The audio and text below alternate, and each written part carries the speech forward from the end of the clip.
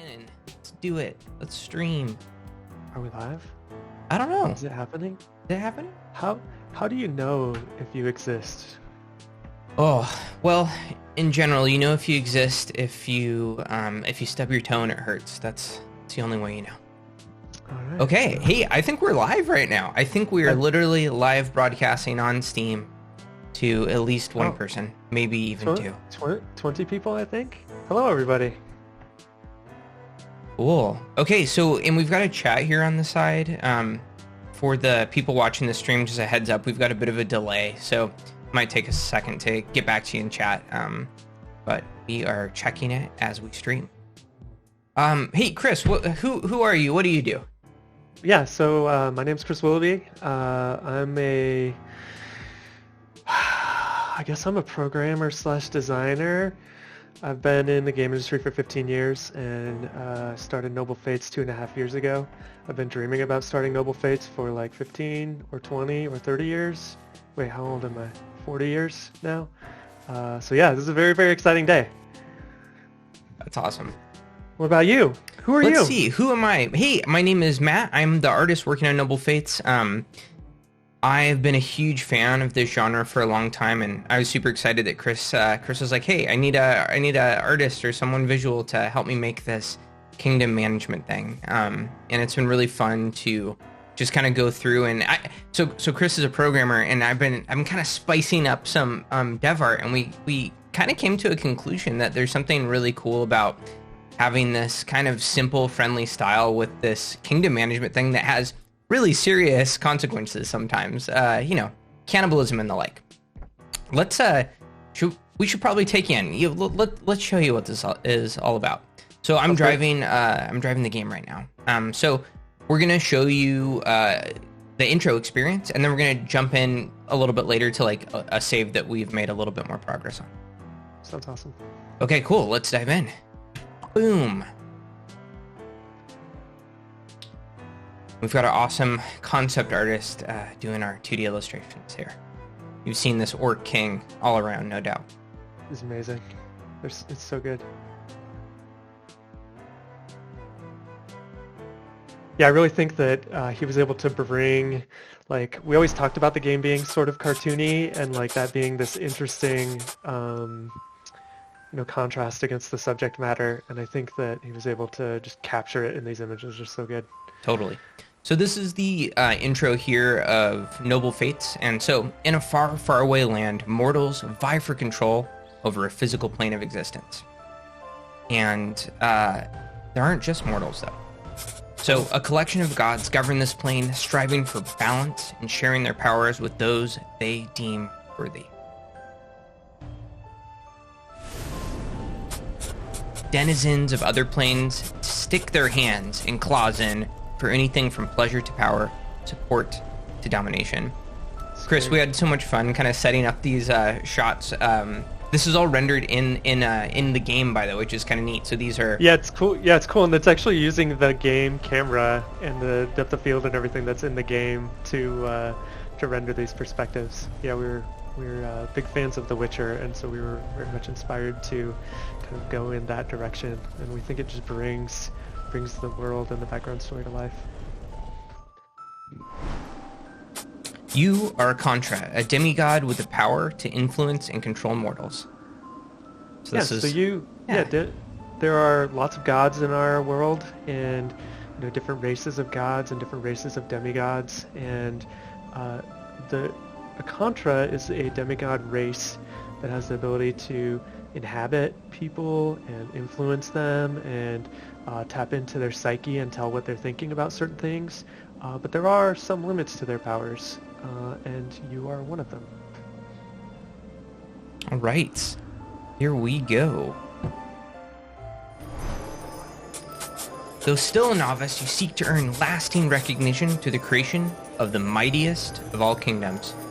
Gosh, I love this. I think this is my favorite of our starting images. It's just cool. Yeah, I love that guard in the background. Like, it captures so well Noble Fates, which is like, look at this person on the throne. They're so happy, and they're, everybody's offering up things to them, and they're having this glorious reign. And then the person in the background is like, I don't know if I fit in here. I don't know what they're gonna ask me to do next. It's pretty great.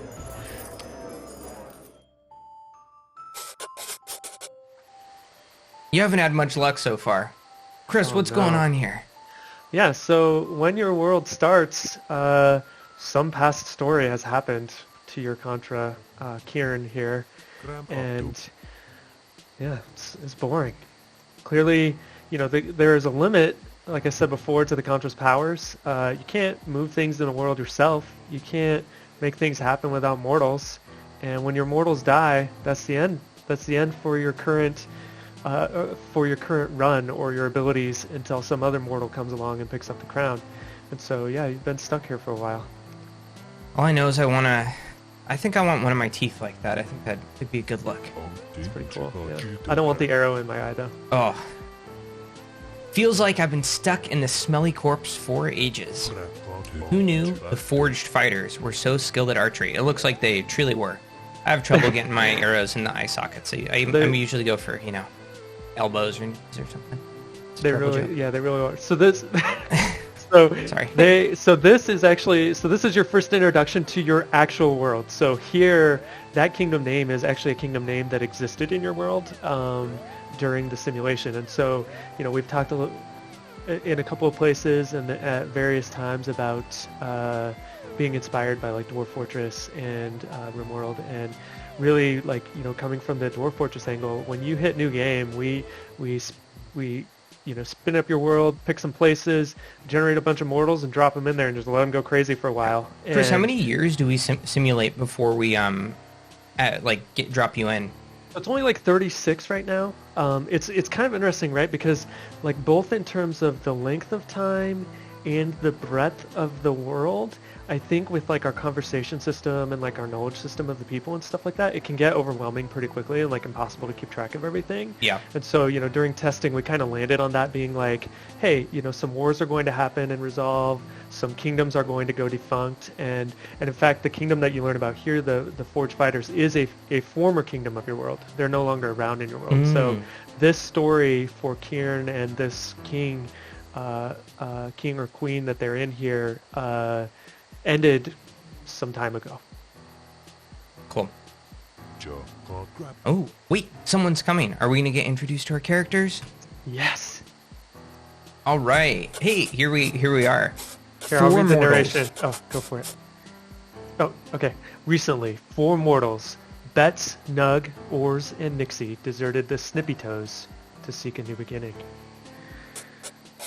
With your help, one will be crowned king or queen of a new kingdom this very day.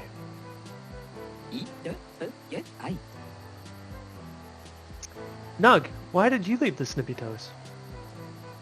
Do you want to handle some of this? Oh, yeah, sure. Hey, I split because Mother Toe, you just didn't want to say Mother Toe, prefers tiny kingdoms. So Nug, I assume, probably likes bigger kingdoms then in that case. Dang, wait, so wasn't the kingdom named Snippy Toes, and her name is Mother Toe? Like pun not intended, I guess? Oh yeah, I guess Ors likes bigger kingdoms. I guess, they were feeling a little constrained in their little kingdom. Oh. I bounced because Mother Toe said raw orc is clumsy. Okay, so Ors likes to eat raw orc. Which means Ors is a cannibal, and that's okay, That's okay in our world. Sometimes you get hungry. Yeah, listen, there are hard times here. People are murdering each other everywhere, and it's hard to turn down free access to a meal. All right, it looks like they found our skeleton. Nixie said, hey, over here. Well, what's this? Looks like we've inherited a crown. Who will wear it? So this is a really cool moment where in the beginning, you basically, as the Contra, you get to choose, you have your little bit of influence you have, you're able to decide who is going to be the ruler. Choose wisely. Those with strong negative feelings towards your new ruler will not join your kingdom. So not everyone is necessarily going to come along with us based on the choice we're about to make. Yeah, we're really trying to set the tone here of Noble Fates. You're going to make hard decisions. People aren't going to like it. Some people are going to leave.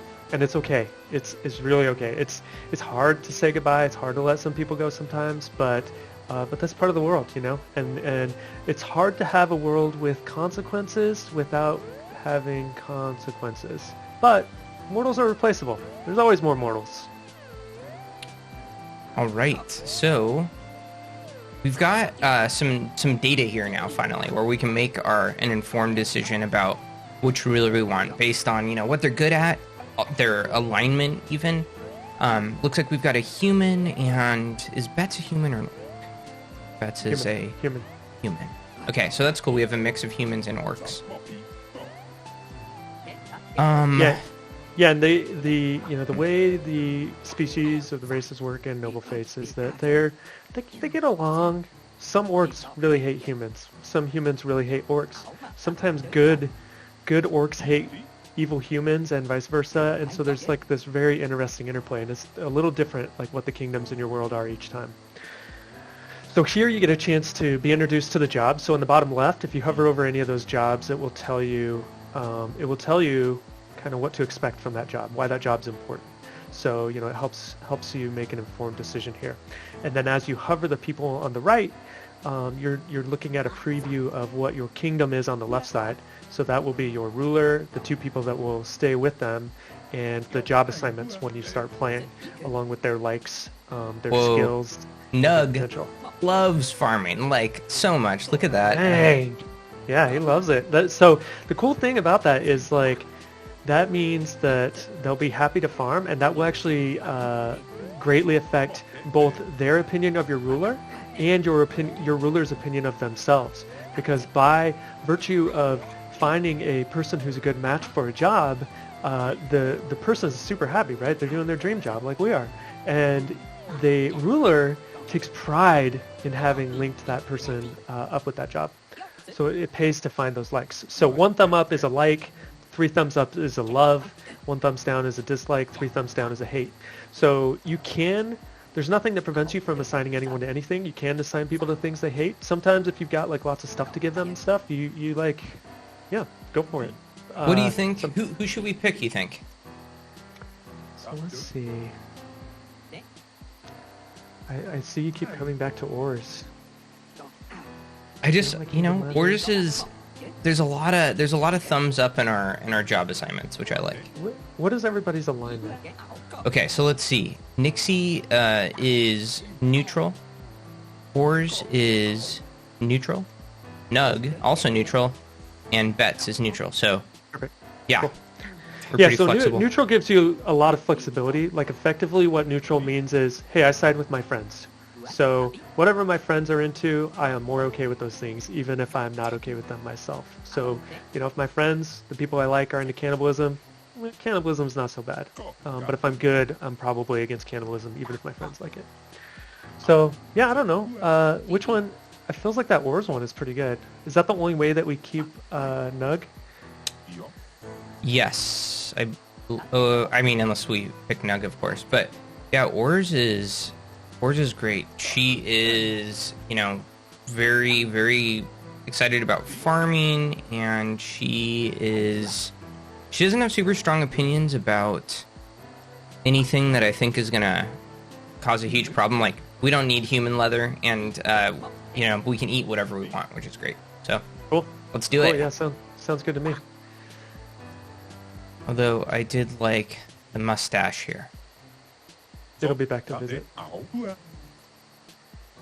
All right, let's pick Ors as our ruler. So one of the things, this is a cool moment. So one of the things we're excited about in how we've built Noble Fates is it is really easy to update and add new content. So those mustaches are a thing that, we're ready to launch last week. We're just doing final testing, and Matt's like, what can I do? I want to do something. And so he put the mustaches in last week.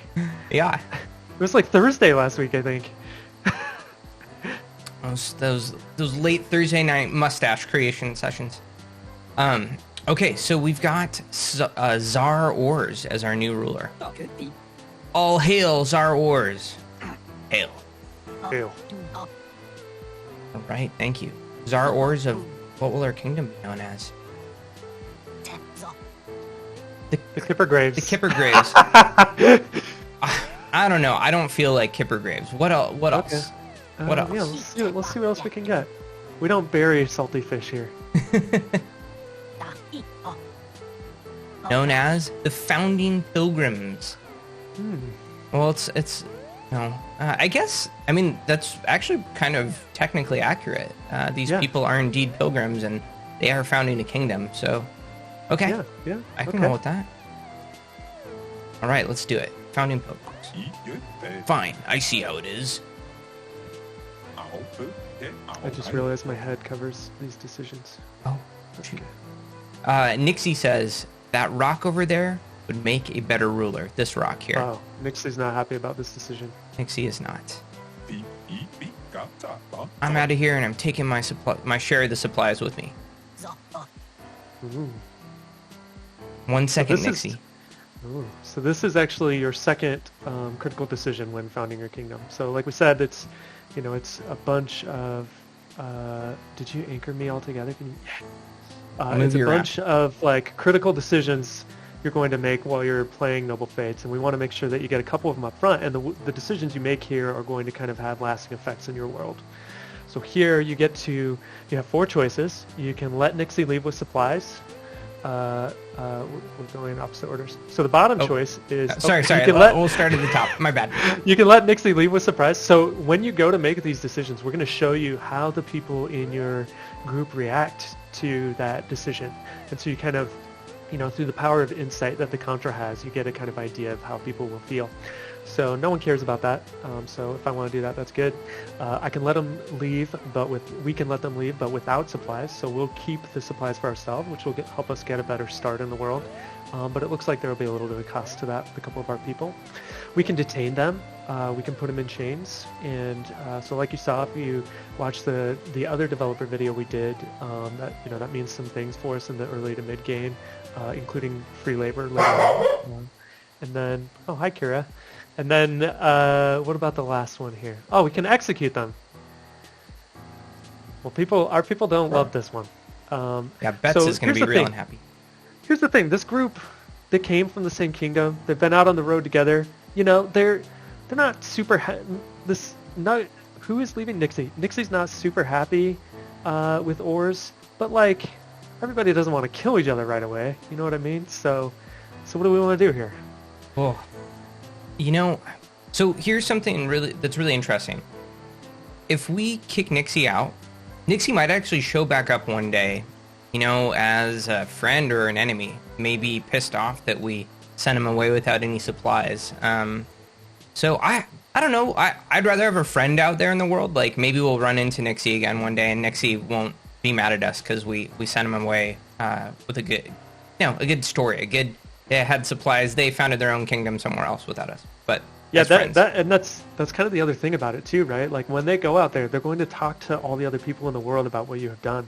So you've already, taken the crown instead of them. And if you do a good deed for them here, they'll tell other people about it out there in the world. Cool. Let's do it. Cool. Actually, never mind. Yeah, good. All right. Go ahead. Wish you luck on your further adventures. Oh, I'm back. We're back. There goes Nixie. Goodbye, Nixie. Cool. And we're auto-saving, which is very nice. Okay. Oh, bye, Nixie. Bye. Oh, goodbye, Nixie. We'll see you again. So yeah, this is your first introduction to the world. And then here, when you're playing for yourself, is a critical decision point for you. So we don't have like a traditional tutorial. Instead, what we have is a guided experience that slowly pulls the curtains back on the features over the first hour or two to help stop them from being too overwhelming. And it also, shows you kind of how to have conversations with people and how some of these key features work. I highly recommend that you start there when you play. And what's cool, I really dislike traditional tutorials because a lot of times, I got to play the tutorial for 2 hours and then I got to just start over again. But in Noble Fates, it's actually just a soft ramp into the normal experience. So when you do this over the first 2 hours and it pulls back the curtains on the features, you just keep playing from there. Totally. Yeah, we definitely recommend it. It's we think it's one of the nicer tutorials for this type of game. We're not going to do it right now, but when you buy the game, give the tutorial a try. Yeah, and one thing to keep in mind is that, since it is gating a lot of the features, it's good to kind of keep an open mind a little bit as you're going through the guided experience about how things like commanding your people works and selection of objects and issuing orders and things like that. Because we intentionally unlock some of the more advanced ways of interacting with the game after the first half hour, so that people can kind of get used to the world before they have total free reign. So should we load up that old save? Yeah. So in our past little dev thing video, we made some progress on a save. So we'll load into a world that's a little bit more developed, but just kind of giving y'all a little tour here of this world and our little people. So we'll have a different set of people, but we'll have a base that's already been built up a little bit. All right, let us load in the Orc Raiders. So in this this save that we're loading, we've built up a little house, and we've had a couple fights. We got attacked by an imp that came through a portal, and we have. Yeah, I forgot about that. Yeah. I think we have a serf or prisoner. We have a prisoner. So the thing about, we talked a little bit about the prisoners in the intro decision. In this playthrough, we decided to detain Caitlin. And what's cool, a cool byproduct of that decision is, so Caitlin is a prisoner. She can walk around the kingdom. She's restrained, so she can't make it very far unless we're really not paying attention.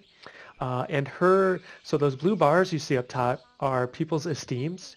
They're how they feel about our ruler.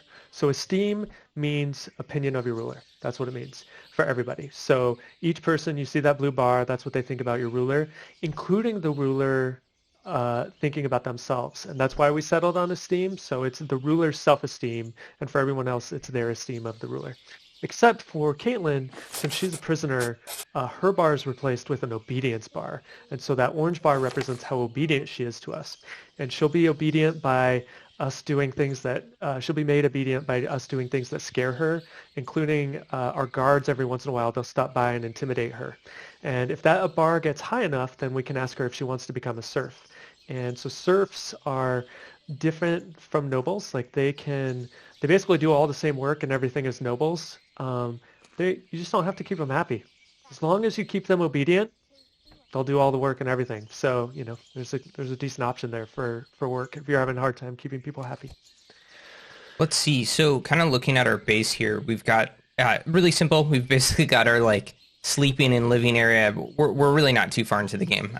But we've got beds, we've got a workbench, we've got a little table where people are hanging out and eating. Sam is researching how to build wooden crates right now.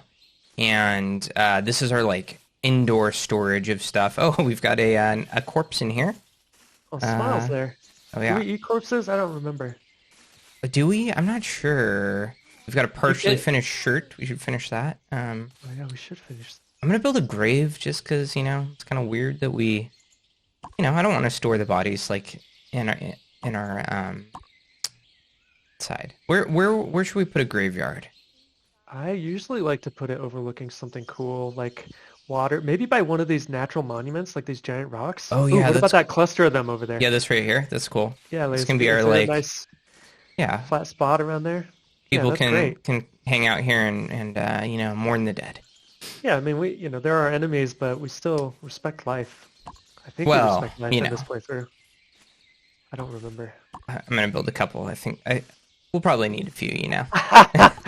That's a safe bet. Yeah, it's a safe bet. We'll have 3. You can't bury people where there's rock. Oh yeah, that's a good point. Right, that makes sense. You can in the grass next to it, but not right. On that one. Yeah. We'll spread out. Yeah, that way. You got some room. Oh man, I love this ravine right here where these deers are hanging out. This is neat. One of my favorite things.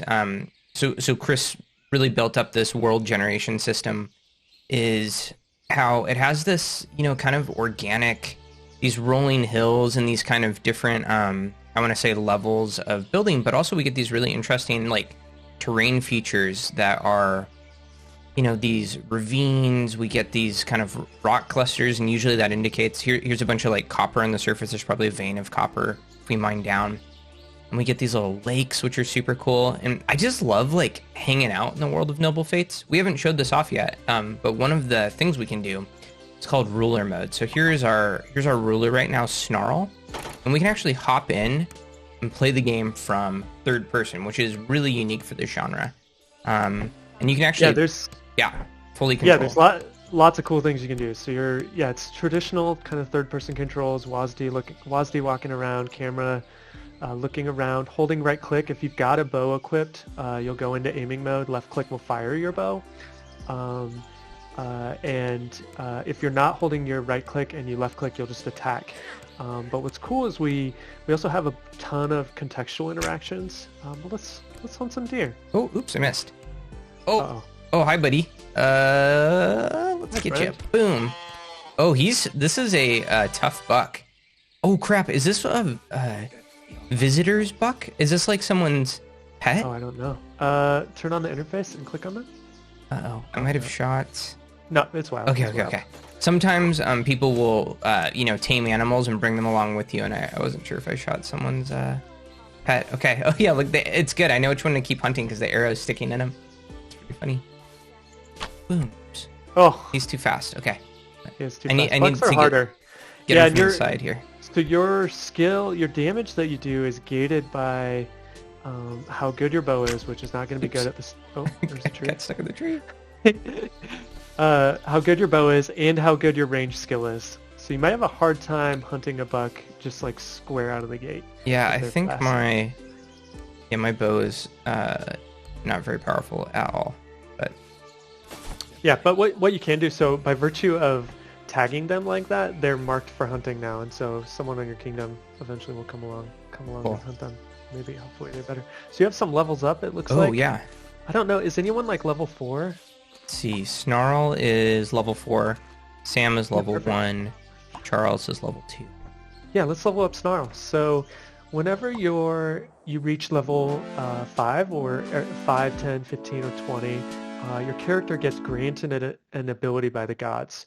And so, this, I would love to develop this kind of screen further, maybe with some of that fancy art, but the theory or the story behind this is that the gods are looking down upon Moff Snarl here, and based on what Moff Snarl is good at and what they've been spending their time doing, they've offered up 3 abilities from which you get to decide which one to give them.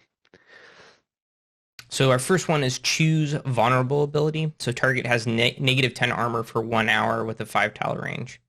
That one's pretty good. So if they have no armor, if they have 0 armor to start, that'll give them negative 10 armor, which means you're doing bonus damage, and it will also offset like mid game armor. It's pretty good. It's good to have a couple of those by the late game when you're fighting things like breachers, because taking the armor down can significantly increase the amount of damage your people are doing. Got ignored.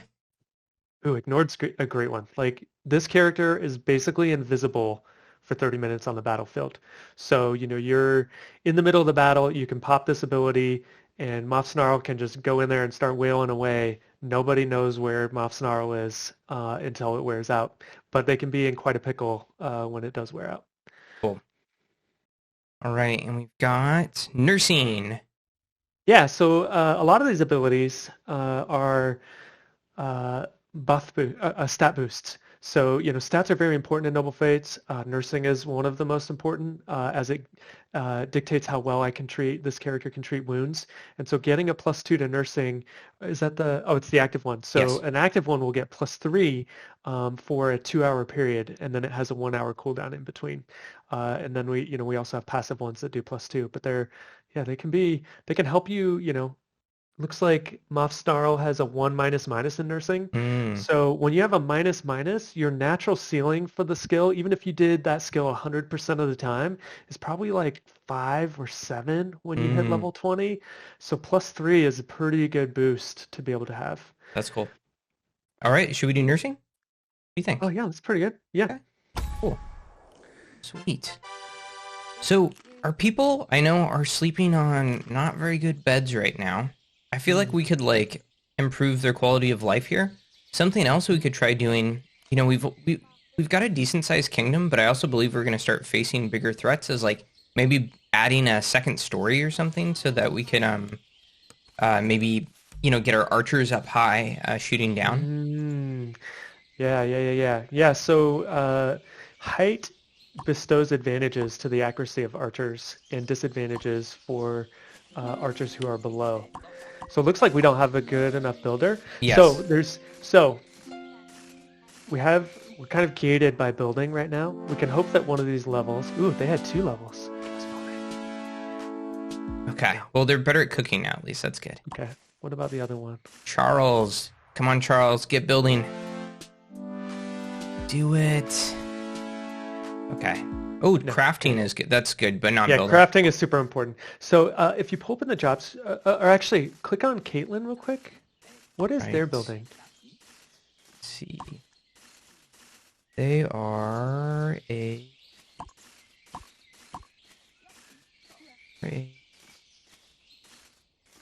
oh, I just saw it. They are not a good builder. Okay, so if you open the job screen, can we see if any of our people are good builders? So one of the things that you'll notice if you played any of these other games in the genre is this job screen should be pretty immediately familiar. One wrinkle that we have done is we have an autonomous mode here that you can put it in, and it's programmed to assign them out how I would do it if I was doing it manually, like the exact process that I would go through where I'm like, okay, clear the whole board. What are the most important jobs? Building, pick a builder. Crafting, pick a crafter. Someone has to be hauling, and then from there it backfills based on skill and preferences and stuff. So anyway, you can feel pretty good about assigning it and letting it go kind of the whole game if you want to. But if you want to micro it, you're totally welcome to, and you'll probably end up with a slightly more optimal experience. One thing I love is that Chris added this autofill button, so like you can, if you kind of want to still customize but start from probably an ideal spot, you just can click autofill and it'll take everything to being what it thinks it should be, which is great. Yeah, cool. Yeah. And sometimes I'll find that even playing on autonomous, I'll come in here and like, I want to prioritize building for a while because I'm building this great wall, and I'll turn it off and prioritize building for everyone. So we're gated by building right now, but so we can progress building by having our builder build stuff and having them level up and hoping that they hit that next level. When they have no pluses or minuses, there's like they'll get a level if they're building constantly, they should get a building point every couple of levels.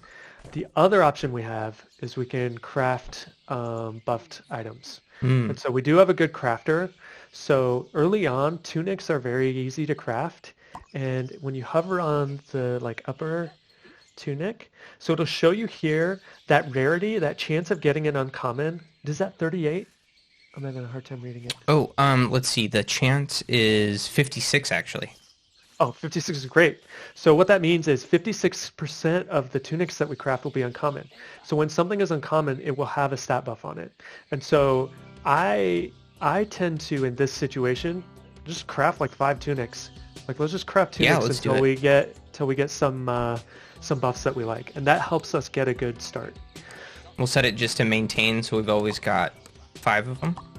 Yeah, perfect. Yeah, so the way maintain works is that will be 5 in the kingdom's hold. So as you assign them out, as you give them to your people, they leave the kingdom's belongings, and so your crafters will backfill more to make sure that you've got 5 available.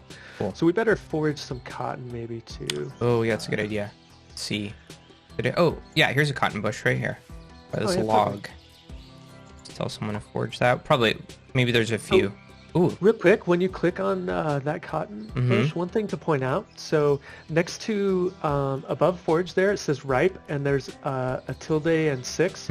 So that means that you're going to get approximately 6 cotton from foraging this. So yields from all the things that yield in our world, so foraging, farming, logging, mining, salvaging, they all run through a yield skew based on the character who does its ability. And so if we have better foragers, we can get 2x or more cotton out of each plant, so it can greatly increase our efficiency, and the same for wood from the trees. Chris, if I can call something out, so these are these arrows that were left over from our fight, and they've cool. fallen to the ground, and if you notice, there's like, this is scat here, but this is blood, and following the blood... Oh my gosh. I can't, it looks like, I think you could go finish that thing off if you wanted to. Yeah, So, I think so. so one thing is that movement speed is affected by health. So once a character drops, oh, you shot the roof. Once a character drops below like 50% health, their movement speed starts slowing down, and you're going to be able to catch up to him. He's like, oh, did it aggro? It might No, have. It looked like it was charging him. Yeah. So your He's bow out of arrows. hunters. Okay. Oh, And click. Is he out? yeah, I think so. We might have him. Oh, yeah, he's good. Oh. He's having a hard time lining up his shot, I think.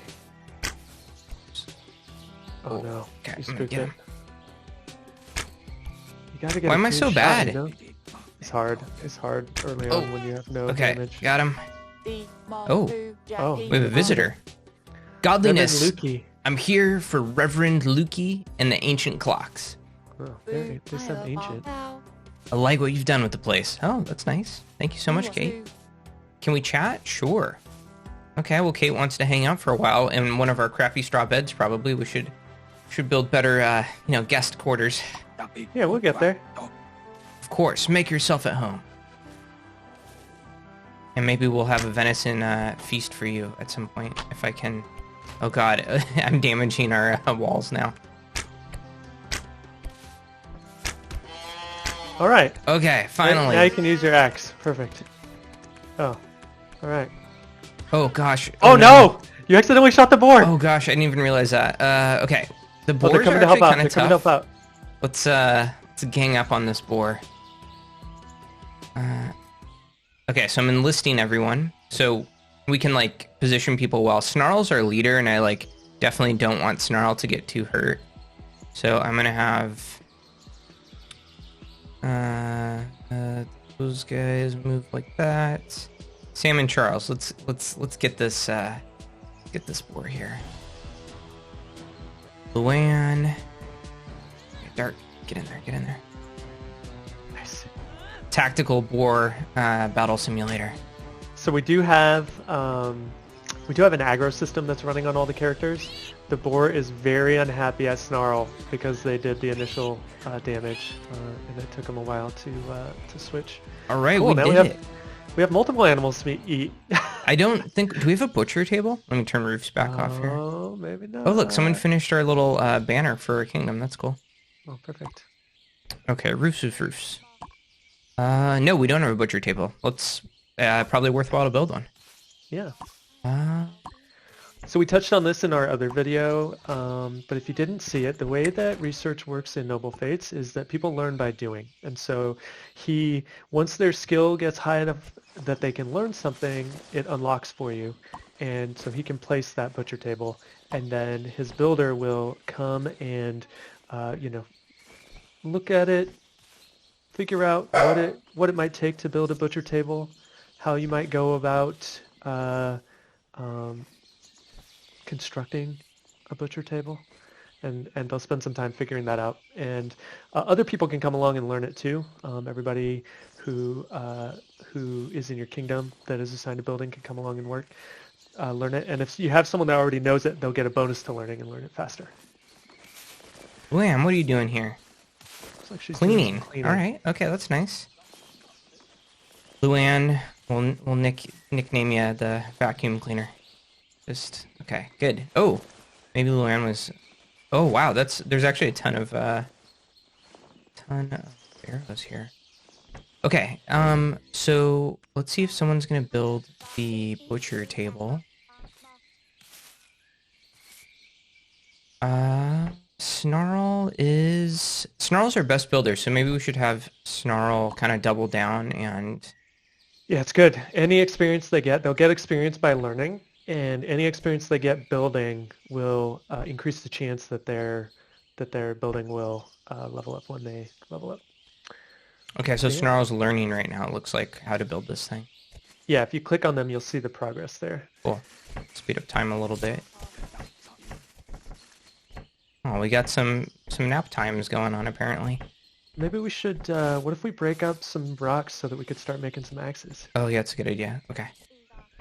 So personally, I always like to leave the big ones. Like they're Yeah. like these natural kind of obelisks or something. Like I always think they're so cool, and so I leave them, and you know, just like we do. Oh, what did we call it? The farming or the Oh, logging, sustainable forestry. sustainable forestry. I like to do sustainable mining as well. Oh, Did I miss the sunset? I think so. Oh, it's wait, no, coming. it's right It's there. coming. Okay. It's going down. Okay. Sorry, we just, we got to get a nice sunset moment. And our little kingdom's going to sleep for the night, just as that sun eclipses the horizon. Ah, all right. Speaking of going to sleep, so we have, similar to other games in the genre like Dwarf Fortress and RimWorld, we have a schedule system.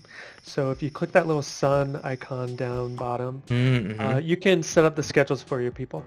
By default, they're on autonomous, and that basically means they're going to juggle their needs and go and do things. They will work when not sleeping. They will still work probably 75% of the time, 75, 80. But you can come in and kind of optimize it further to get a higher efficiency out of your people. At some point, yeah, maybe I'll have someone stay up at night to be like a night guard in case we get raided or something. If we build like a nice tower, we can have someone staying awake. Maybe we should cook some meals. Our people have been eating like kind of like just berries and stuff. So we have to progress a bit. So the meals themselves are gated by the stove. Right. They used to be on the fire pit, but then we added the stove recently, which I think is good. But you can cook meat, and so what's cool actually, if you look in there, actually you can look on any of the objects as well. But if you go in here and you're browsing these recipes, it will show you what your people in your kingdom think about them as you're going through. So if you're trying to decide what you should be going after for food, this is a good place to figure it out. All right. And similarly, oh, go ahead. I was gonna say cooked orc is definitely off the table, which is too bad because it's my favorite meat in real life. So. It's a little stringy for me. It looks like imp and pork and venison will be good, and beef are good choices. I actually think our people would prefer to eat human meat over orc meat, which is unusual. Cooked anyway. The question is raw. Do you still have that human body, or did it get buried? Oh, let's see. I think it's still there. I bet you still have it in the stockpile. So whenever you have a corpse, you can click on the corpse. Oh, it's an orc. So you can click on the corpse and you'll see the hide and leather and meat it'll produce. If you hover over those, you'll get the opinions of your people. For that raw orc is still not super desired. Yeah, so burying is probably the right thing. If you check that bury box on there, your people will bury it. Bury, and not butcher. Yeah, bury, Matt. Well, they both start with B. Oh, Snarl's almost done learning how to build this thing. Perfect. What is our crafter doing? I can't remember who our best crafter is. Let's see. Best crafter. Oh, yeah, Charles. Charles is 2+. That's pretty good. Let's get Charles cranking out some shirts, Charles is collecting projectiles. Okay, let's... So you can also... Yeah, so Matt's showing it right now. So at any time you can order people to do something specific. Oh. Satisfied. Oh, yeah, I guess we have 5. Oh. Yeah, we already have 5. So we should do something new. If you open up the belongings list, did any of them get buffs? Yeah. Look, ooh. These are great. Sure. We should give that to Snarl, I think. Yeah, that sounds great. Okay, so I'm gonna give this to Snarl and then take the other one from Snarl. You can give... Oh, yeah, sorry, go ahead. Yeah, I was gonna say, you can give... Let's just talk. Yeah. We've got the mind meld going right now. If we'll try and say each word together at the same time. No, I'm just kidding. You can give people though lots of you can give someone an entire wardrobe. Basically, obviously they can only wear like one shirt at a time essentially. But the cool thing is that if they really like something, they actually won't give it back to you. They'll get mad and they'll keep it, which is kind of funny sometimes. Yeah, and that is totally a valid strategy. Like sometimes their ambitions will be a little runaway, and it can be hard to keep up with. If you loot some raiders and just throw 10 shirts at them, that will, that can get you 20, 30, 40 prestige pretty cheaply. And it's not amazing because they have 20 shirts now, but I mean, they still own them. you know? Let's see. Shirts, Dark here. cloth Dark's tunics actually are... pretty unhappy. Oh. So yeah, so really important. So if you close this screen and click on them and then click on the Esteem tab on their character sheet. So here you're going to see a list of everything on their mind sorted from like all the things affecting that, from the things they like to the things they don't like. And at the bottom will be the things affecting them the worst. Mm. They were disheveled. So probably... It looks like Dark also really likes Caitlyn and is mad that they're a prisoner. Oh, it's so interesting. Yeah, so that means you could get a mood buff probably by releasing Caitlyn, if you chose to. So if Dark's opinion was something that's super important to you, that would be a good decision. It's likely that it showed us that when we made that decision. But you know, money or worth heals all wounds, so you can just throw some shirts at them and that will help. Oh, these ones Ooh. are wearing out. So those little icons mean the durability is wearing out on their items. So items in Noble Fates do decay. Lower quality items decay faster. So, you know, good. So the thing is, when you start crafting shirts that can have buffs on them, like if you hover that cloth tunic of the Mender, so that one will decay in 10 years if it's being worn. But if you go down to their current one and hover over it, that one's going to decay in 1 year. So giving them that cloth tunic that we just made will solve their shirt need, so to speak, for the clothing need from shirts for 10 years or so. But it does kind of drive you to make better things, you know, just like real life. If 10 years passed, I think I've only had this shirt for like 3 months. If I was wearing a shirt that I got 10 years ago, it would have some holes in it. And I'm not out here like picking berries and like chopping up corpses and stuff, you know, so things wear out. I've been wearing the same shirt for the past 10 years and you know, it has holes, but that's why you have a jacket over it. Yeah, that's right. No one can see. That's why these circles are strategically exactly. sized. All right. Okay, so we've got our butcher table almost built. Oh, interesting. So Dark is also learning butcher tables now. Oh yeah, cool. So yeah, I guess it doesn't hurt to have more people because it's building experience, and if they do it together, it will speed it up. Snarl's taking a little break. So maybe you'll we notice should that... talk to Kate. Oh, sounds great. Kate's our visitor here. So let's speak to Kate. Kate, what's on your mind? Ooh, agreed. That's hot. Oh, uh-oh. Disagree. We don't like cowhide. That's a disagree, Kate. So we touched on this before, but one of my favorite things is that we have kind of this sense of deception in the game, which is, as the Contra, we can override Snarl's unconscious, subconscious. And so their subconscious is like, oh man, cowhide, I hate it. And so we get to intercept that, and we get to decide whether they say it or not. So let's not say that because we're trying to improve our relationship with Kate. But what's cool is Snarl still internally has reacted to Kate saying that. And so Snarl's got forming a negative opinion about Kate that we don't get to control. And so there's kind of this interesting interplay. There's a limit to our powers, basically. Let's ask Kate what else is on their mind.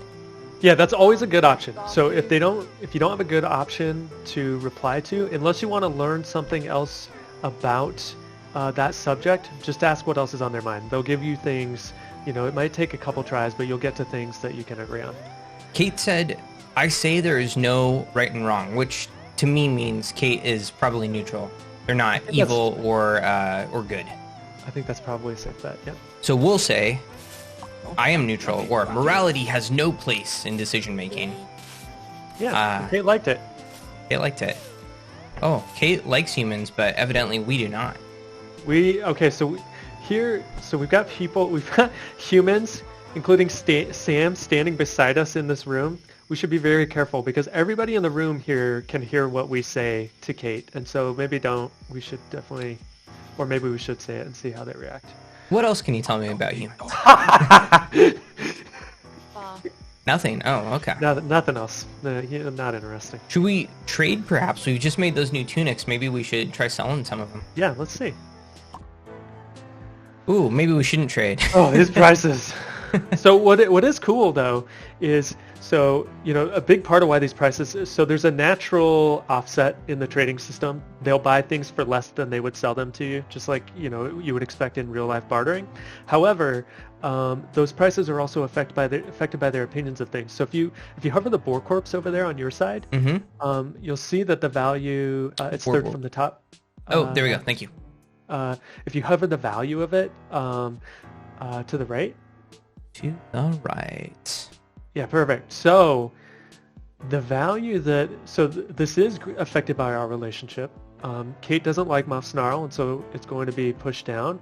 But Kate's aware of all the things that you can make out of a boar corpse, and they happen to like all of those things. And so even though they don't like us, they can't pass up a good deal on a boar corpse, and so they're gonna offer us a little bit extra.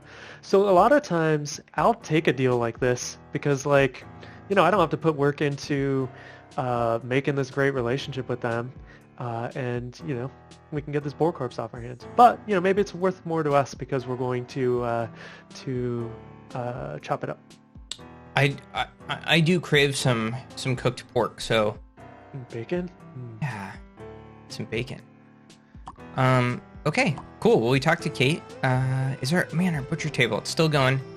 So I think Dark might actually finish the butcher table instead of Snarl. You can always wake Snarl up. If you're in a hurry, Snarl's mood's in a pretty good spot. Like, you can just right-click on it, boom, go. All right, Snarl, go do it. Also, I think if I recall, let's see, Snarls are crafter, or sorry, builder. Yeah, so we want that experience. Yeah. All right, okay, building. Sweet. So yeah, maybe Snarl will be able to level up building soon. Oh, Snarl's going back. One other thing to notice real quick is, so Snarl's sleeping right now. If you hover, so they've still got a health bar from that fight with the animals earlier. If you hover that health bar up at the top, under their portrait, the way nursing works in Noble Fates is nursing is used to treat active wounds, to soothe the pain of people, and the way healing works is if they have no wounds and they're asleep, then they will heal naturally over time, kind of like how we work. And so the role of nursing is to triage and deal with wounds, prevent the blood loss, because that will prevent them from going to sleep and healing, and then also to soothe their pain. If you notice your people, like when they get down, they're like laying on the ground and they're like, I don't know what to do. And they're like in this dazed and unconscious state. They can't sleep when they're in that state, and they won't heal. And so if you click over to the Vitals tab on Snarl, One thing, interrupting for a second. I saw Charles, by the way, just was like, hey, I like my clothes, which is cool, because we gave Charles one of those tunics, which is so awesome. rad.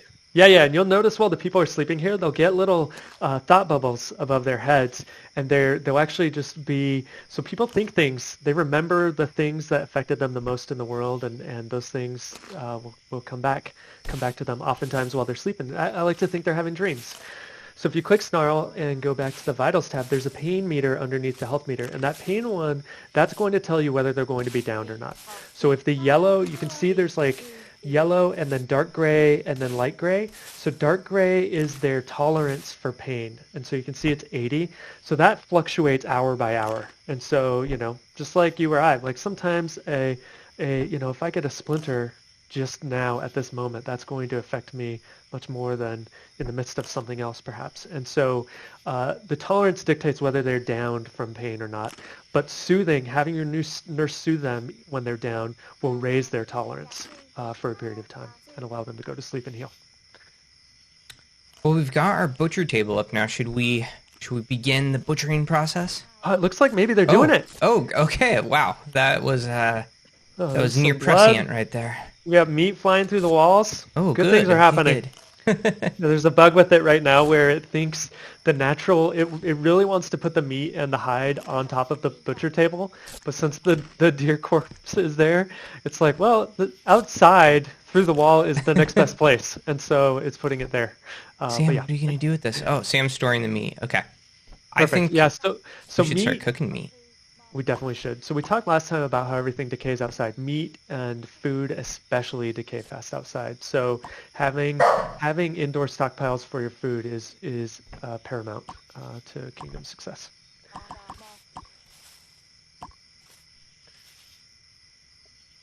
And cook So some venison in our little fire here. one thing to note too is that when you click on that fire and click on the venison again real quick. Yeah, click on the job you already had queued up. Maybe. There you go. So on the right, it's going to show us the details about it. So we only have one dislike for venison, but that means the other 5 people don't mind it.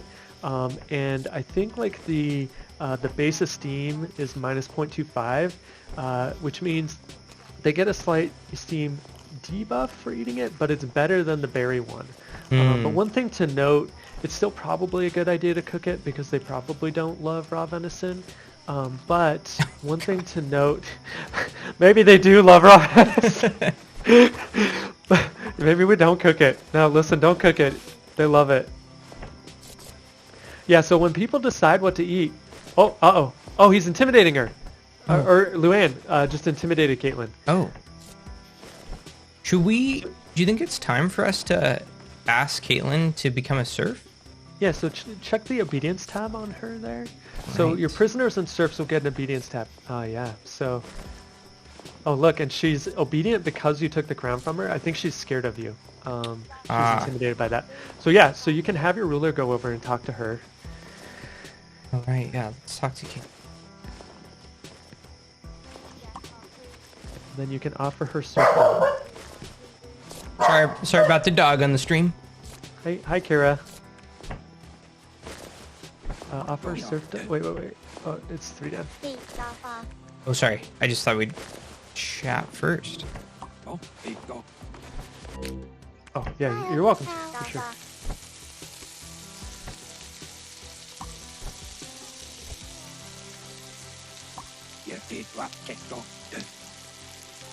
I'd like you to contribute around here as a serf. Eventually, you may even earn membership to the Orc Raiders nobility. Oh, well, Caitlin doesn't want to work for free. They know the value of their labor. Free me so that I may make my way where I choose.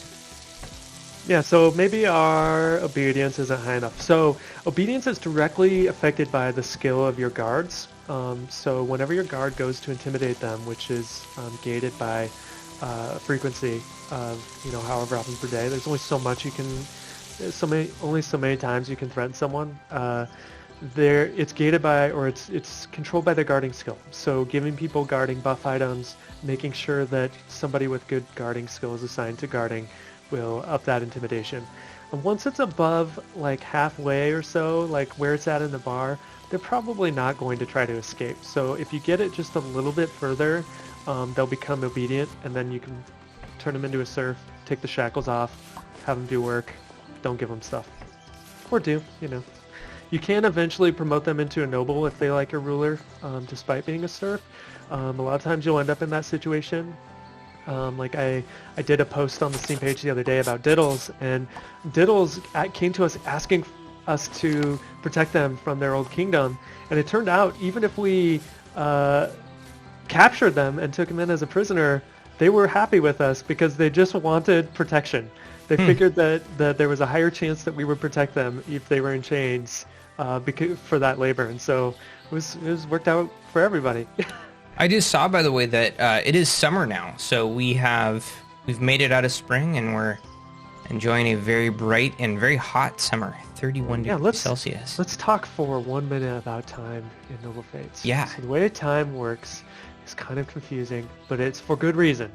So the way that it works is each year is made up of 2 days. So every 2 days a year passes. Each season is made up of 3 days. 3 years. So every 2 days a year passes. Every 3 years a season passes. Every 12 years a cycle passes, and you'll be back around to spring. So it is a bit confusing, and it's unfortunate, but it's for good reason, which is during your playthrough, we want you to have time to get ready for winter. We want you to have time to get ready for fall and to experience the seasonal changes and things. But we also think that it is pivotal in this world that we've built and in this overarching story of being a Contra for you to experience a decent chunk of time while you're playing. So, we want your people to age. We want you to experience the loss of a ruler. We want you to experience people coming and going and kingdoms coming and going from your world. And really, the best way to do that is to have time pass reasonably fast, but we don't want the sun to come up and go down, come up and go down, come down, up and go down every 5 minutes. And so every 2 days a year passes. Every 12 days a cycle of seasons passes. It basically means moment to moment you don't really need to worry about it, but it means every 2 days your people are having a birthday and aging just a little bit. So across like a 20-hour playthrough, you'll probably go through 20 years, and so your people who start out at 20, the age of 20. Oh, let's get that prisoner back. I just saw Luann intimidate Caitlin while we were... Fantastic. She might be enough now. If you hover the bar, does it say disobedient still? It says obedient. Oh, she will definitely be a serf now. Okay, let's to Caitlin. Offer serfdom. Yeah, I'd like you to contribute around here as a serf. Oh yeah, I guess we said serf. Yes! Yeah, Caitlin. Perfect. So a serf is a non-noble of your kingdom. And so Caitlin, her name has changed colors here. Her sorting has changed. We can give her belongings. We can give her a bed. We can give her a room if we want to. So one thing, if you hover on her and go over to her status page or her vitals page, you'll see that she's still got that status icon. That means she's restrained. So she's still experiencing, I wish it told you there's a movement debuff, but she's still experiencing a 50% movement speed. So now that she's obedient, we can take the chains off and she'll be able to move around and be more efficient. It actually slows down her work and stuff as well. There is a risk that if her, unrestrained, yep. There is a risk that if her obedience goes down too far, she may try to escape, but it's probably worth it because we'll get higher efficiency out of her. The other thing you'll notice too is if you go over to the jobs screen, Caitlin is now a full member of our kingdom on here. And cool. So we can see her job skills, we can assign her to things, she feeds right away into the algorithm. So by the way, when this is set to autonomous, anytime anyone's skill changes by way of equipment, by way of leveling up, by way of aging, they do experience age loss by way of aging, this will auto-refresh and auto-recalculate the optimal jobs. And one other thing here, if you close and go to the left side, the lists so the upper left of your screen, these are all important lists. So the second one up is learning, and that learning one, it's going to get icons on it whenever you can, whenever someone learns something new or something is locked or unlocked. And so whenever you see an orange icon on that, it means the things that are available to you to build or craft or whatever has changed. And you can see here that by virtue of Caitlin becoming a serf, it looks like maybe the text doesn't say Caitlin is a serf, it just says Caitlin there. But after she became a serf, you can see that the jobs up there on that list in the upper left, the job assignments were changed to reflect her role. And so Snarl was unassigned from a few things, Caitlin was assigned to a few things, and so you can see how the algorithm's juggling things. And that will happen in response to them equipping, unequipping, or whatever. But like we said before, you can turn that off if you want to micro it. Cool. Nap time again. What do you think about doing some building? I wanted to maybe build up a little just defensive area. Even if we can't do 2 stories, it might be wise for us just to set up some sort of, I don't know, corral or something that we can... Yeah, that'd be good. One other thing real quick to check before we do this. So in the far upper left list there, you'll see an orange icon there. So this is the items list. And it gets orange, so it shows you your count of all your items, as well as the changes at the bottom of that screen. That's that list below it. And when it gets an orange icon, it means that you have a new special item in your kingdom. So you've looted it, you've crafted it, or whatever. So that icon up there means like, hey, you might have a new buffed item to give out. If we have one that has building on it, that would be amazing to give out, but I don't know if we do. You're right. Maybe we should be crafting. Well, I think they may have actually crafted a few since you handed out those last ones. Because we have it set to maintain. Building. Look at that cloth tunic for the waller. Yeah, that's the good thing about maintain, right? Like as you're just doing your thing and giving out these. Oh, by the way, go back in there real quick. So when you give multiple shirts to the same person, so they're actually going to, by default, equip the one that has the highest prestige. That prefer button over there, it's under Matt's face right now, but there's a little prefer checkbox. That prefer checkbox says, we want you, okay, look, you can have a really nice shirt for the archer, but we want you to wear the one that gives you the building buff. And so they're going to go and put that on. And what's cool, actually, yeah, if you close this and then click back over to the learning list over there. Oh, we can see it already happened in the upper left. Oh, We can see Snarl equipped the cloth tuning of the Waller down bottom. Their building was increased, and look at all the things that were unlocked by virtue of them learning that. oh yes, cool. I think, does that mean we can build stairs now? It does. Oh, I like a nice set of Let's stairs. show how this. So one of the quality of life things that we decided to do during Noble Fates is like you're going to be juggling this furniture and you're going to be building new stuff and expanding and stuff like that. And it's always an absolute nightmare in these games to like add a second story to an existing building. Like we deconstruct the whole roof, everybody's unhappy. Now we've got to add a second floor or whatever. So here's how it works in Noble Fates. So you can pick wherever you want to put the stairs. Sorry, that might be a weird spot to put stairs. I'm gonna do that. And you're going to see a little, I don't know if you noticed it when he was placing it, but it said on the icon, can you bring the stairs back up? Like, go like you're placing another one real Oh, quick. okay, yeah, here. And it'll show you what it's going to replace. So replaces wooden stool and Straw roof. straw roof. Oh, it's going to knock the roof out. Yeah, so by putting those stairs there, it's going to cut a hole in the roof directly above the stairs. It's going to knock that stool out. And so it's doing some of the work for us already. And so it obviously the roof will still be there until they come and do the work, but it basically means the first step of them doing that job of building the stairs will be, beyond learning the stairs, will be to come and knock the roof out.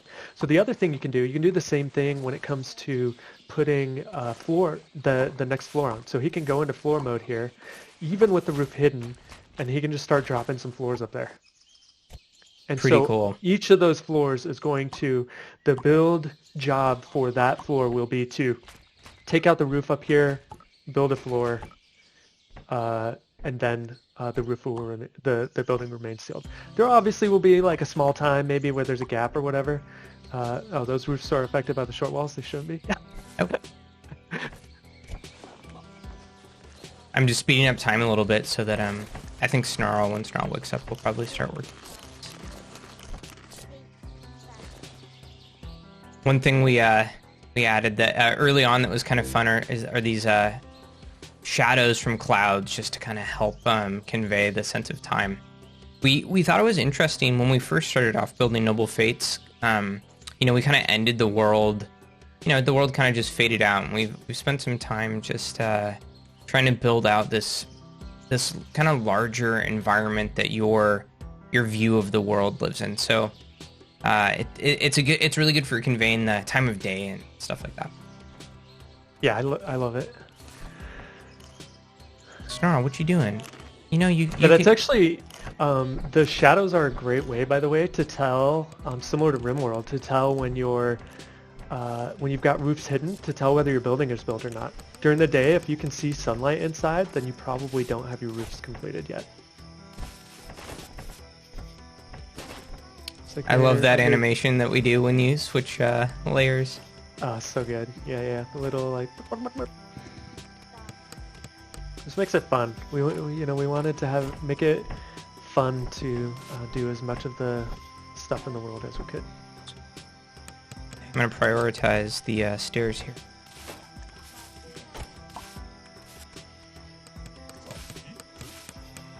Snarl's learning them.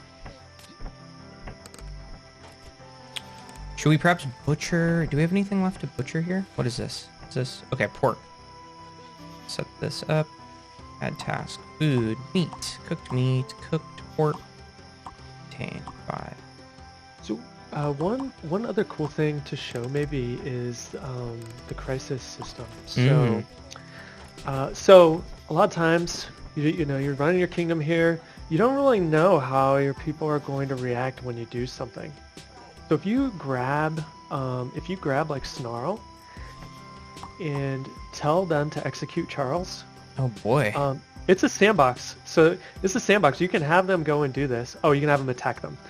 So if you have them go and do this, and it's somebody that somebody in your kingdom cares about, you're going to get this just-in-time conversation, and we call it a crisis. And so Snarl here is having second thoughts. They're like, wait. I like to do this. And it's super cool because this is like the interplay between your ruler and the Contra. And so, hey, Snarl's thinking, there might be repercussions if I go and do this. Do I want to do that? And if you click through, you get to make the decision, and you get to see everybody's responses. So, maybe we don't want to do this. This will probably put our playthrough in a death spiral. And, Kieran talks through the internal voice to Snarl. No, what am I even thinking? And so what's cool is you can rest assured that this will happen. This will happen in combat. Like if you misclick, we had it earlier on, during our early playtests, we'd have like our friends playing, and they would like in the middle of combat, you misclick and you right click, and all of a sudden your people are attacking each other, and all hell breaks loose. And like we added this system directly in response to that, because it's like, well, wait a second, let's like pump the brakes here and decide. And we want to enable you to do it. I mean, like you can do that. It's going to, it might derail your playthrough. It might make it a little hard. Probably some people are going to desert in response, but other people are going to come along. Those people, A, are not going to know about that event unless they've heard about it, but B, they might not care about it. And so you can always your playthrough and your story will adapt to whatever you're doing. Sometimes it will be hard. It will definitely be hard to recover from some of these things, but the story and everything will it will adapt, much like it would in the real world. Like there are lots of things I could go do in the real world. The options are limitless. There are consequences to some of those options. For those of us for those of you watching that didn't see our first stream, Chris has put together really this cool ecology system where basically tree growth is based on there being mature old trees that give off essentially saplings near them. And so you don't really want to do these big, I mean, you can clear cut if you want. It can be good to clear cut around your base to kind of have, firing areas, especially as you get better at archery, these clear firing areas. But we've set up this cool system anyways where trees propagate themselves. So if you want to do sustainable forestry, you want to make sure you have lots of trees and wood for a long time. It's best to kind of choose mature trees that are well spaced out and harvest those and let the fresh saplings grow up again over time. Yeah, I tend to sort of play like Matt has here, where I peel back the forest a bit around my kingdom because I want to have space to fight and grow and see what's coming around the kingdom. But I do like to have kind of a soft boundary, and it also, it just looks nice and Dark. Wait, I couldn't see the message. Oh, it's Dark and Charles. Oh, buddy. Oh, Charles. Yeah. So listen, when people fight in Noble Fates, they fight for real. We aren't just smacking each other. We're using our weapons. This has happened. And we can go and intervene. Like, we could capture them, but then they become a prisoner, and people are going to have feelings about it. Sometimes the best thing to do is to just let this play out. We might need to be healing Charles in a sec here. Oh, yeah. So look on Dark's portrait up top. See that little flashing blood symbol? That means they're bleeding. So these are wounds that need to be treated. Dies in 8 hours. Yeah, and if you hover their health bar, it'll show them... other place. It'll show... the effect of each bleeding or each wound that's on them. Right now it's bleeding, and the effect on their health, how fast it's draining, how soon they'll die if you don't do anything. Someone in the chat asked, by the way, can mortals breed and have kids? Not yet. Not yet. Yeah, so obviously with this relationship system, like, and these opinions and everything, like it's like a slam dunk thing to add, like marriage and actual relationships and stuff. It's honestly like, we've gotten the game to the point where we think it's super fun and super interesting and super unique to play, and so we wanted to release it. But that's why we're in early access. Ooh. There are lots of features like that we want to add on, and if so Caitlin, our serf, is gonna carry Charles to the bed. However, it is possible Charles is done for. I think Charles isn't bleeding. I think Dark. Oh, Dark is bleeding, right? Okay, so Charles just got like blunt force trauma. Yeah, so yeah, if you click on Charles, this is that thing I was talking about earlier. So see their pain meter. So they ended up with they ended up with a lot of damage, and so you can see they've got pain from blood loss, 82, I think, and then that means 82% of their health is gone. And then they also got a twisted ankle on top of it, which that hurts a little bit. And so they lost their will to fight. They're like, listen, I'm done They fighting for tapped now. out. Yeah, so Caitlin can carry Charles to bed. Charles will still not naturally heal until they are resting, and so somebody will need to soothe their pain in order for them to rest. Dark is bleeding, and they don't care. They feel victorious. They're going to enjoy a nice travel meal. Oh. Well, we'll see in a Bloody, moment. bloody travel meal, maybe? Oh, Luann's going to treat them. Aw. So you'll Treating notice Dark's Luann wound. is standing in the table. We made a conscious decision to not have quarter-sized props block people because it would be a nightmare navigating around this space for your people as well as for you in third-person mode. And so we just, small Who's props. Beatrix? Oh. A person can climb around. I can climb around a stool, and so that's what they're doing. Oh, look, is Beatrix? Oh, what the? Oh no! Oh god! Oh my gosh. Did Dark just finish Charles? Yes. Dark was not satisfied. Wow, okay. That happened. So some people might have. This is So one of not- the things. So what happened there is the aggro stacked up enough on Dark from that fight that even though the fight was over, Dark still had feelings about it, and so we could have enlisted them and kept them away. We may have wanted to do that because now they have created a real issue for us here. So let's see if anyone reacted to that. So if we hover on, like if we click on Luann and go to her Esteem and scroll all the way down. Yep. Dark murdered Charles. Ooh, 26 how long? years, great. Oh, that's a good Luann's one. never gonna forget this. Oh, so Rightfully yeah, so, so though. there's lasting consequences in here. So That was snarl. what could we have done as a ruler to prevent this? So it's a little it can be tough sometimes. We could keep so we can monitor people's relationships with each other. They'll talk about when they're upset with each other. Sometimes a fight will pop. I think maybe we could have kept Dark away from Charles there. Could a maybe feast have helped in this case? it definitely would have. Yeah. Yeah. The thing is, though, and this is obviously we're in early access. This is the point where we have to kind of we're still finding that line between like how autonomous and how much can the people poke this sim themselves. But this is by no means unrecoverable.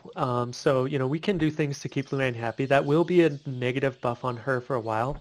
I do imagine, like, if you click on Luann, and then go to her relationships, she probably doesn't like Dark at all now. So if, for example, we were to seize Dark over this, that will increase her relationship with us, and it may offset us, which is super cool, right? Like, that's what will happen in a kingdom. Like, as a king, I mean, people can do things like this, and now I am left to deal with it and pick up the pieces and do my best to move on. Very cool. Cool. Ooh, our stairs are almost done. I love stairs for some reason, so I'm really excited about the stairs. So one thing to note, did they swap the floors up there? Oh, yeah. Look at that. It's almost ready. So one thing that's cool is if you turn roofs on real quick, even before they took the roofs out. Okay, I was going to say, you can actually do this now. If you go up there in ruler mode, we call third-person ruler mode a lot of the time, even though you can also control Front row. Did we crash? Had a little crashy-washy there. That happens sometimes. One Probably second. when we stepped onto the blueprint. So just so you know, we are in early access, and in the last hour since we've gone live, more people have, at least I hope, the amount of playtime for Noble Fates has probably gone up by an order of magnitude of all the amount of testing that could have ever been done before being released. It happens with every game. So Yeah, so there will be a couple things that pop out that we didn't know about, and what's cool is we have an auto crash reporting system. So we get if you can opt out of it if you want. It's in the options menu. If you would like to see us make the game better, maybe don't opt out of it. But any crash that happens gets mainlined up to us, and then we're we've got operators standing by to fix those crashes. Right. We also have, we launched with a support portal at, I'll type it in the chat, noblefates.userecho.com. So if you if you run into bugs and you want to report them, you can go to our Discord and report them, or you can go to this portal and report them. The same with suggestions for the game. You can vote on suggestions from other people and bug fixes. It's all public there. There's also a support system there for uploading your save. So if you run into something that's game breaking and blocking, please go there and open a ticket with us. And I'm very, very happy to help you work it out. There are going to be a couple of bugs. There are going to be a couple of breaking issues and blocking issues and things like that. And we'll do everything in our power to resolve them. Absolutely.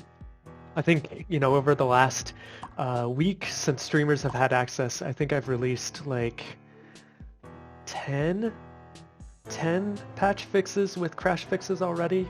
Oftentimes, within just a couple of hours. So we have a pretty good process in place, and we're, Matt and I have shipped things before. We've been doing this for a long time, so we know how to turn them around. Hey, well, at the very least, that little combat incident happened in the past 10 minutes. So Charles is lucky and back alive. So go talk. So real quick. Oh yeah, we can use this to prevent that fight, perhaps. Yeah. So take Snarl and talk to Dark. Do you remember who started the fight? Ooh, I think Dark started it. I can't remember. We might have to butter both of them up. Let's say speak to Dark. So under advanced topics in here, we can share information about, go back real quick. Oh, okay. Share information about Charles. You can type it up top. Oh gosh. Easier because there's a million things in here. Charles. So what I like to do, and this is like super advanced play by the way, but if you open up Dark's character sheet and then go to their opinions, and then I'll just browse to the extremes. Okay, they like raw pork, so search for raw pork in this right thing. You can type it up top. Okay, so he doesn't care about raw pork. What else? So if we scroll to the bottom of his opinions, all the way to the bottom, hates cows. Oh wait, go back into Charles's page. Oh, Charles doesn't care about cows. That should be a... that probably won't do great for us. What about... I may have made a great mistake. I had to click it. It'll just affect it a little. What about breacher level? Yeah, so the reason that still affects it, even though he was saying he doesn't care, because Dark cares so much about it. Okay, so what about relationships? So search for the stumbling chairs. Oh, so we don't know. Oh, sorry, I'm still stuck in the cows. Go back. I'm gonna restart. Okay. Yeah, you want to make sure you're under advanced topics, Charles. Okay. Dark. Speak to Dark. Advanced topics. Share information about Charles. Yeah, so check again for cows in here real quick. Just search for cows. Okay, not cows. How about breacher?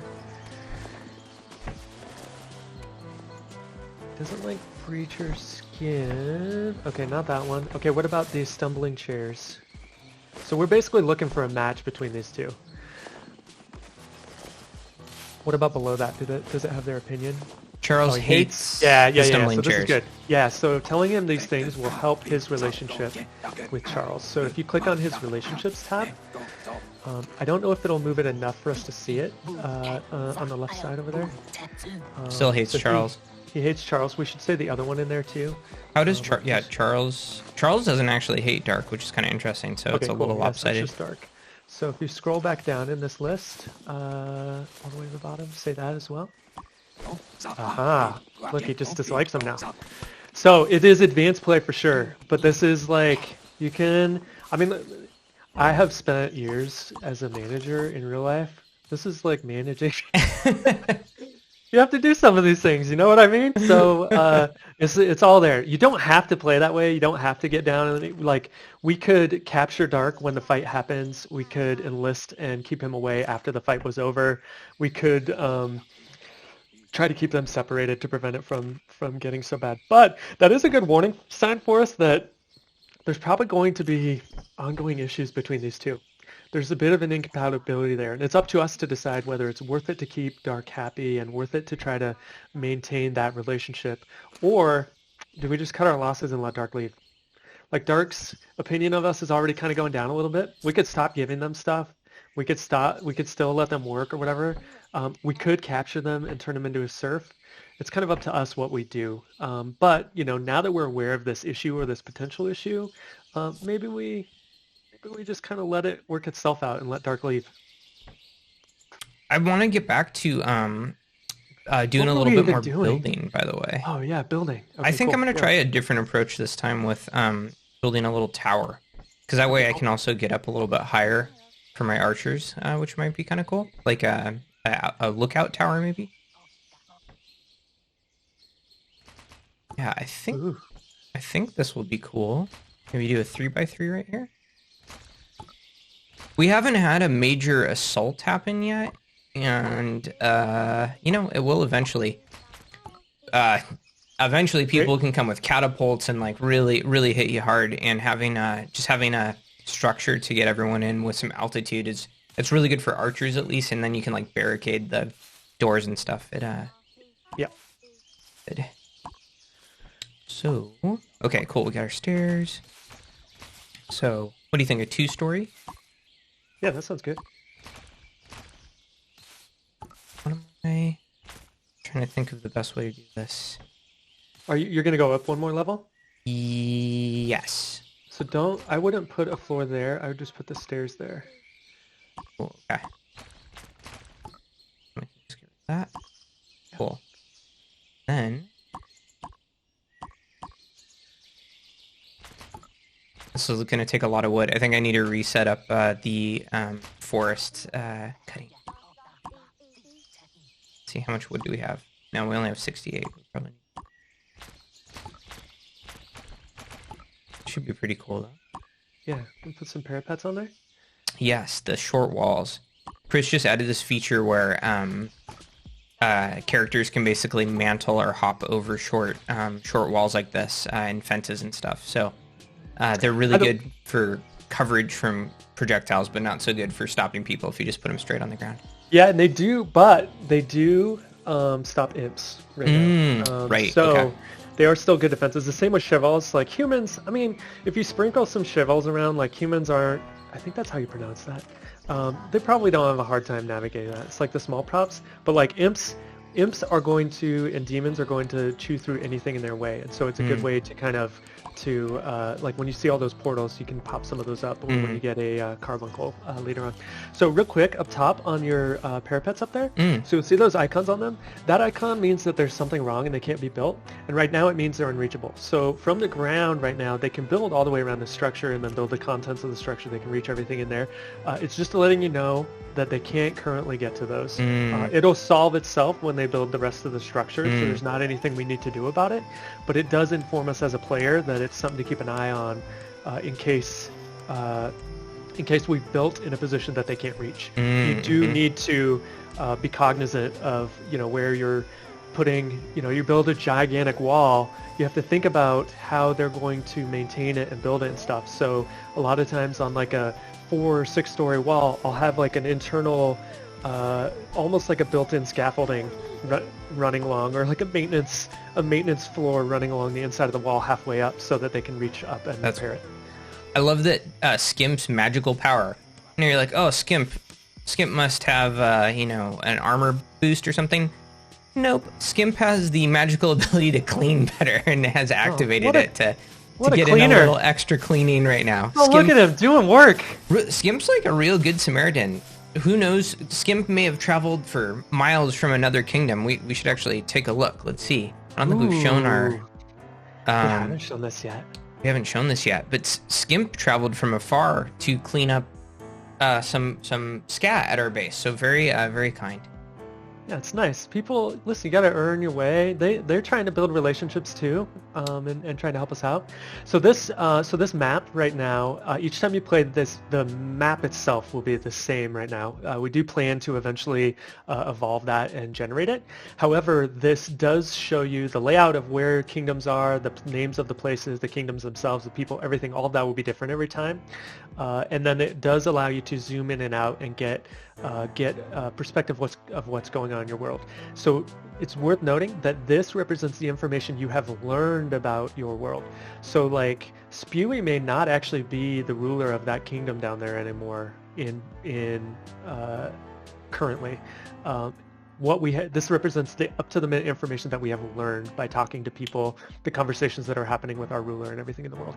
If I guess people view and recall, Kate visited us earlier, and I think we had discussed selling Kate our freshly hunted boar.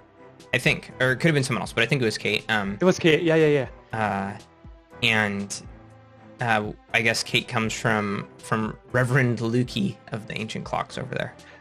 So one cool thing that the game doesn't do a great job at the moment of drawing your attention to. So each time someone becomes a ruler, the other rulers in the world becomes a ruler, they pick a couple of principles upon which to run their kingdom. And so if you hover over Lukey or Spewy there, you're going to see axes are a waste of time, real kingdoms grow crops, orcs must not be eaten. So those are that kingdom's principles. And so each ruler that comes into power will choose the principles for their kingdom, probably out of the things that they already have opinions on. It will strengthen those opinions, and then it will guide kind of what their kingdom gets in fights over. And so sometimes, like if we start eating orcs, there's a decently high likelihood that we're going to end up in a fight and a war with the Ancient Clocks, because it is one of their rulers' principles that orcs should not be eaten in the world. And that one of the principles that they live by and stand by and think others should follow.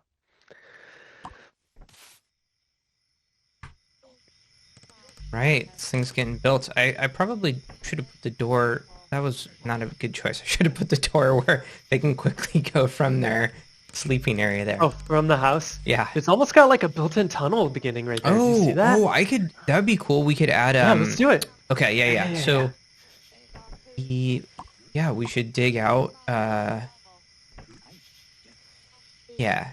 That's a good spot. What do you think? Right there? Yeah. Do I have anything in the way? Just looking to see. No. Okay, that works good.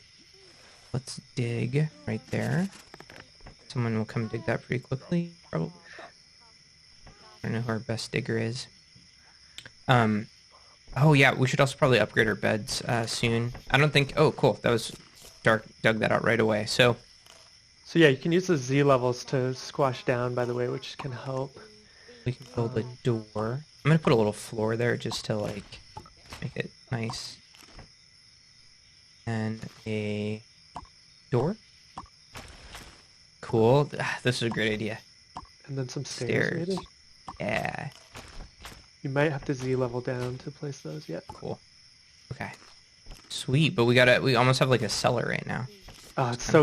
Dude, that's even better, man. I like that. It's more defensible too. Eventually you can wall that, right? Like you could put a roof over it. It's almost like it's like the bunkers or the trenches. You almost have like a natural trench. Safety first. I'm gonna put a little rail here. So don't trip. It has been 0 days since somebody was injured in our kingdom walking around. Actually, I guess the fight never happened, so it has been many days. Yeah, well, we'll see if Spewy sends anyone to come mess with us. Oh, we haven't talked to Beatrix, who's visiting. So real quick, so if you look back over to your little tower, you'll see a bunch more of those exclamations. Let's see what's going on there. Oh, we're out of wood. Good call. Okay, cool. Yeah, it looks like, status unreachable, and then these are just, we don't have Maybe the next insufficient one. wood. Yeah, there you go. Cool. Okay, let's do a little clear cutting. Why not, I think... So one advanced way to select things is if you click one thing and then hold down Shift, you can draw a box and select a bunch of those things. So that's a lot of trees. Is that 1,400 wood or 3,400? 1,400 wood, but it's 54 trees. Yeah, that's all right. It might be so. One thing to be cognizant of is like you can queue up massive work orders like this and stuff. It will take a while to happen, and it may like if your work priorities are such that like logging is above something else, they're going to follow. Like they're just going to do what you tell them. So if logging is above building, they're going to cut down every one of those trees before they go and build the building. So it's just something to be aware of. You know, I kind of didn't notice this. We have corn seeds. Perhaps we should start a farm. Sounds great. So we have a few different crop types in Noble Fates, and different crops grow well in different seasons. This is a nice little fertile area. Corn. Yeah. So if you pop that up, click on the corn button, and then hover it. So yeah, so it was important to us when we were designing the farming system for Noble Fates that we wanted the crops to have more differences. And so they do have different growing seasons, they have different yields, and then of course we have our preference system as well. It is somewhat likely that to run a balanced and managed kingdom that you're going to end up growing all the crops and that you're going to end up harvesting different kinds of meat. It just depends on where your playthrough takes you. If you're running a neutral kingdom and you're trying to keep everybody happy, then that's probably the type of kingdom you'll end up with. If you go all in, if you want to like min-max and go all in on like, I'm an evil kingdom that eats humans, then like you don't even need to waste your time doing this. Like just focus your efforts on that. Just make sure that the people you're recruiting like to eat raw or cooked human, and then you'll be in pretty good shape. There's plenty of humans. So yeah, so like Matt said, they do have growing seasons. The seasons affect how quickly they grow. We do require seeds to grow crops. We start you off with some. You can trade for more. You accumulate more by eating corn. So if he eats corn or cooks with corn, he'll accumulate more. If you're really in a pinch and you have corn sitting around, you can actually salvage the corn and you'll get seeds out of it. But you can always left click on someone and right click on the corn and tell them to eat it. I'm gonna add a little fence around my farm just to keep it protected. I just, fences are cute, so why not? A little gate in there. Boop. Perfect. And yeah, we're in summer now, so this is the perfect time. Maybe we should have actually planted the corn, I guess, in spring for a good summer harvest, but should be good. Oh, look at this! They're like all hanging out together. That's cool. What Yeah. Chris, what do we need to do to get Caitlin to become a noble? So click on her Esteem tab. She doesn't like you. Oh, Caitlin certainly hates us. Yeah, so if you look at the bottom of it, you imprisoned her. She's not happy about that. And then you took the crown. Yeah, 45 Caitlin's years? gonna be pissed for 45 years about the crown being taken. Here's the thing. You can do enough positive things to offset that. It is an uphill battle. And we really, it's kind of tough. Like there's a fine line there between like, empowering the player to be able to do what he's sitting in some scat. Listen, Ed, there's bigger problems in the world to worry about. Ed's got a grappling hook. Sitting in some scat. Ooh.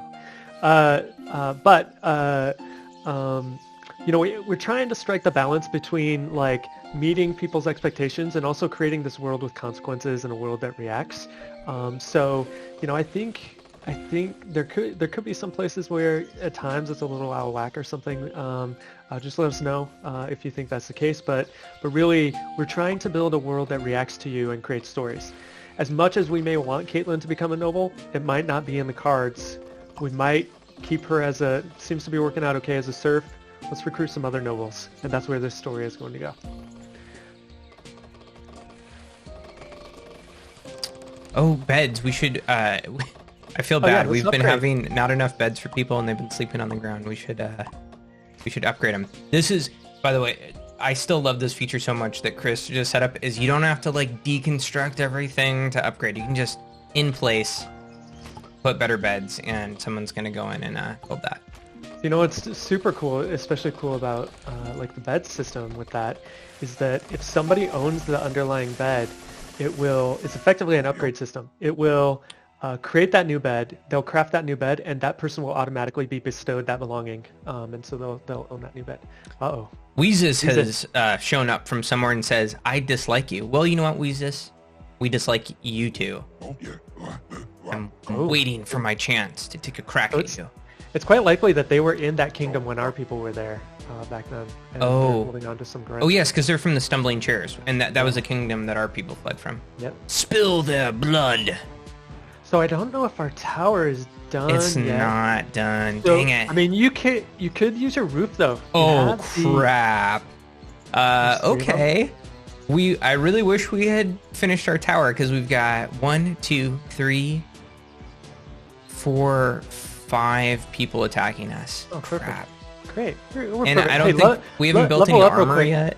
Level up real quick because you might get some combat skills, but you'll definitely get health. Yeah. So you have like 2 levels. Okay. Dart, please help. Okay. Choose level 5 ability. Definitely a combat related one. Yes, please. Ooh, yes, vulnerable. Okay, cool. Ooh, that's a tough decision right there because they had the option for a building one, which is so valuable to us. Yeah. But like, isn't that so cool? I love it. We got to survive. Survive the moment to build later. Building a giant keep isn't gonna matter if we don't survive the next 5 minutes. Okay, yes, I guess we could still leverage this second story thing. Oh, but we don't have stairs. I was thinking of the one on the house, actually. We don't have that one. Oh, we took it off? Oh, okay. Yeah, that was from the previous save. Oh, right, before. Got it. So, okay. Let's look at these guys real quick. Melee. So it looks like they're pretty low level melee. You know, they've got stone axes. So we can probably do a little dance with our archers. The other thing you can do too, by the way, is when you click on them, you can go to the overview, and it'll show you their armor, their melee, and their ranged in the bottom left. Their skills. So I like to do a little intel.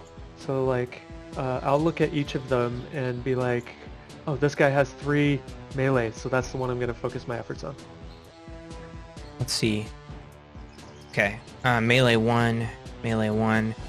Sorry for the viewers if we're obsessing over these little numbers, but this is gonna be a make or break moment for us. So melee 2, melee 0. Okay, so Spitz is their like kind of heavy hitter here. Yeah. Although Spitz's axe kind of sucks. So and the other thing that the melee skill does do is a difference. So every time someone attacks someone else, they have a chance of parrying it. And it does skill rolls on both sides. And so him having a melee of 2, if we don't have a melee of 2, whoever's up against him will be at a decent sized disadvantage. By the way, I don't know if Caitlyn has an axe. We might want to have her grab one real quick. Can Caitlyn... So Caitlyn is a serf. Yes. Can Caitlyn participate in the fight? Uh-huh. Yeah. Yeah, there's a limitation right now where you can't select her at the same time as your nobles. I see. But yeah, it's... like it's sometimes hard to know intent, and we've kind of erred on the side of like you can only select the exact same type of thing right now, but I think it might be worth loosening up a little bit. I got so excited about planting crops and stuff. I've been lax on my armor and defenses and all that. Okay, so we're gonna kind of go into this tactical mode that y'all are seeing us do, where we can really position our characters specifically, and we'll make our stand around our tower even though it's not ready. So I'm just setting the game to kind of the slow speed. What we can also do, I'm going to consider doing this, is using our ruler snarl to like maybe come around and mess with them a little bit. This is a great time kite them a little bit. Yeah. Like in ruler mode. Yeah, Yeah, so one thing to keep in mind too, it's a little bit more advanced of play. When you're in melee range, if you hold down left click, you'll take a defensive stance and you'll be set up for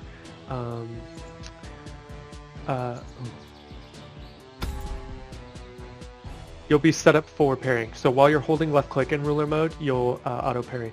You might put them on push while they're down there, because they will choose the closest target to them and attack.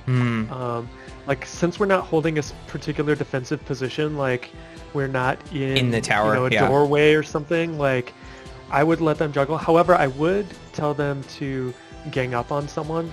Yeah, it's a odds good are call. always in your favor, so like having 2-on-1, multiple 2-on-1s, or 4-on-1 or whatever, you're going to increase your chance of knocking people and moving on to the next target. We've got our closer, Caitlin, also ready to slam in from the back there. So, okay, this is going to be... Oh, it looks like Snarl... Okay, cool, they've made the decision to go melee. Oh no, they might... Yeah, okay. Oh. Oh, this aim, a range skill. Oh, they're retreating. Oh, okay. So it looks like... Oh, we knocked two. We took out Pill, and Bigelow's down. So when they retreat, if our people have been told to attack them, they'll continue to attack. But if we unenlist, they'll let them go. Sometimes, if they have a decent amount of damage on them, you'll chase them down. If you don't chase them down, obviously they go back to the kingdom, and there's a chance they're going to come back later or show up somewhere else in the world. Mm-hmm. It's kind of up to you.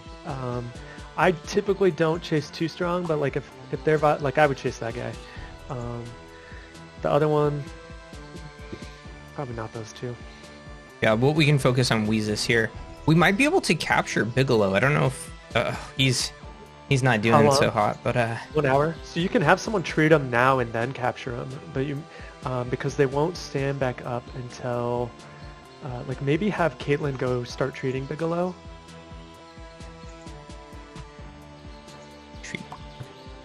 And then you can capture them afterwards. Time is of the essence. Dang, look at that shot. That's a good shot. Well, it turns out Snarl's a better shooter than I am when controlling By Snarl. the way, this is a good time to point out the combat log. So in the upper left, at the bottom of the list of lists, oh yeah, here's the combat log. So it can be pretty intense when the combat's raging on. But if you ever want to know like what happened, like if you click on Weezus, it'll filter down to the events that happened with Weezus. So there's all the damage that was done to Weezus and all the damage that Weezus has done during that fight. So it turns out Weezus didn't hit anybody. They just got wrecked. So, that happens sometimes. Yeah, that I guess that battle went a little bit better than I thought. I think when we killed Pill, it freaked the other people out. Yeah, they each raiding party has a different tolerance threshold for breaking. So sometimes you'll find that they might break very early if you score a knock or a kill. Other times they might fight through near to the bitter end. And even in other cases, eventually kingdoms can come and try to conquer you, and they're going to fight to their dying breath, every last one of them. Oh, Weezus just bit it. We'll see you later, buddy. See you on the other side. Bigelow. We'll see if Caitlyn is able to save Bigelow. Wait, doesn't our ruler have nursing ability? Yeah, let's see. Nursing. Didn't they have like an active ability that we had? Oh, no. yes. That was, I think, maybe someone. Luann is actually, despite hating doing it, is an excellent nurse. Or Yeah, good at you least. can. The mood, the esteem hit for having her do it will be, maybe a day or two. So if you can withstand it, like she loves you right now, you could totally have her do it. Oh, Caitlyn's already there. Yeah, so hopefully they can kind of finish up. Yeah. Yes, okay, cool. I was like, I hope Snarl gets another arrow out. Oh.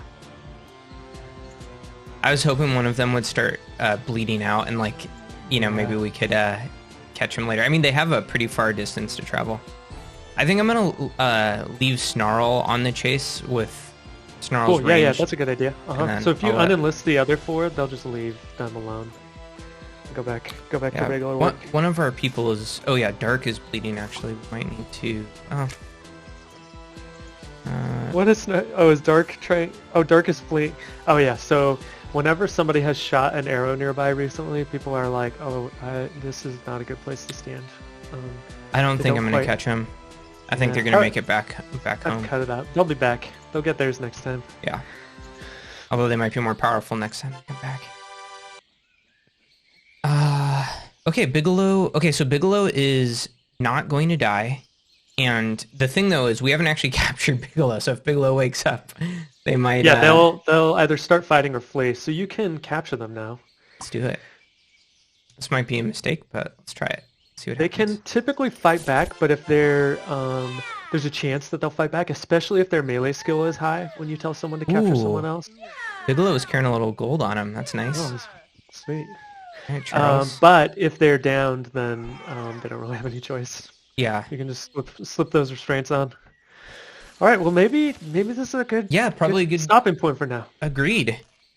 Well, thanks Cool. everyone so much for watching our stream. This was really fun. And obviously we are super excited today with the launch of Noble Fates. Yeah, awesome. Thank you everybody. And yeah, we hope you enjoy the game. It's out now in early access. You know, we have a Discord. We have they want me to say something about mods. So the game was built from the ground up to support mods. And so we don't have workshop support here on day one.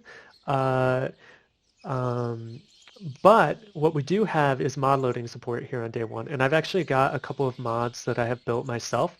One adds some table plants to the prop system, and it's purely a content mod. There's no code required to build a mod of that type. And so you can add new mesh cosmetics. Any mesh that you see in the game here is actually loaded from an FBX off of the file system when the game loads. And like all of our destruction and everything that happens, that's all calculated in the game on load. And so if you wanted to make a new table, for example, you'd throw that FBX in a folder, and then we have this scripting system called Octats. If you want more information, for now I would join our Discord server. There's a modding channel on there. I'll post, actually there's a Discord link on the Steam page, but then I'm also planning to put a couple of wiki pages on the user echo page that walk through how those mods work and how to get people up and running once I deal with any issues today. But so you can add content like that without any code. And then we do also have code mod support. We'll load DLLs from code mod folders. You have access to extending all of our classes. I think there's someone on our Discord already incorporating some of the monogame extenders, Unity extenders, so that you can actually alter behaviors of our existing classes. And so, yeah, people should already be able to start making some meaningful additions and changes to the game. And obviously we're committed to working with mod developers and supporting them and helping to make sure. It is early. We're in early access. It might be rough at a couple of times in terms of version compatibilities and things like that while we work out the kinks, especially up until we have workshop support. But we're fully committed to and we love the modding community and want to work with them starting today. Cool. So so this has been Noble Fates. So we picked up here where the other one left off, and showed a bit more of this is still very, very early game. Yes, very early. If you go into, so just to give you an idea of the tiers, like we haven't started cloth, we started barely crafting cloth clothes here like 3 hours in. There's fine cloth, there's hide, there's leather, there's bronze, there's steel up through the crafting tiers. And then on the building side, there's wood here, and then stone, and then up through fine wood, and then a ton of internal props to build and give your people to satisfy their ambition. So if you find your people needing more prestige, keep in mind that you don't just have to give them items and clothing or money. You can actually build a room, give them that room, start building tables and chairs and things like that, start to give them like a worthy place to live, and they'll be very happy. And then eventually you can even progress to giving them whole buildings and everything like that. So, it's your world, carve it up however you want. Awesome. Well, I'm Chris, developer on Noble Fates. And I'm Matt. Okay, thanks for joining us, everybody. Please buy the game if you like what you see, and just ask us or let us know if you have any problems. We're happy to help. Cool. Thanks.